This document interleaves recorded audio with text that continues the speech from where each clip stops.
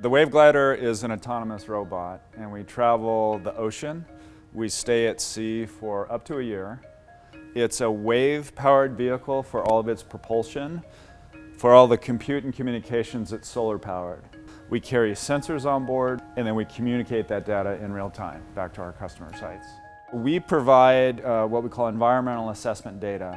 How big are the waves? How strong are the currents? The wind speed, things of this nature.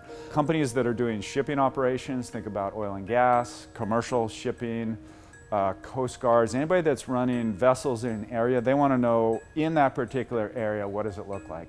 Defense departments and in particular navies, typically what they're tracking with this vehicle is tracking submarines, providing intelligence information. These are vehicles that are quiet, they don't have any engine, obviously there's no crew. We harness the energy of wave motion just going up and down. With up motion, it will pull the wings up and water pressure pushes down on the wings. Gravity drops the vehicle down, water pressure pushes the wings up. So this literally, when we drop this in the water, it starts swimming and it almost looks like it's alive. Ocean energy is constant, whether it's good weather, bad weather, there's always movement in the ocean, and so it's literally an endless supply of energy. Collecting data in the ocean turns out to be really expensive.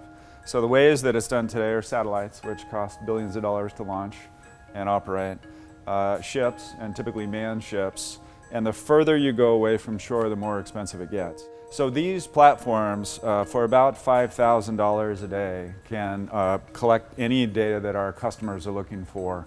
And in fact, the reason the ocean is so underserved is because it is so expensive and dangerous, people just don't do it. If you think of what's happening on land today and the whole Internet of Things and Google and all that, there's a rich data set which does not exist in the ocean. There's a whole industry that will be created by being able to provide this real-time data.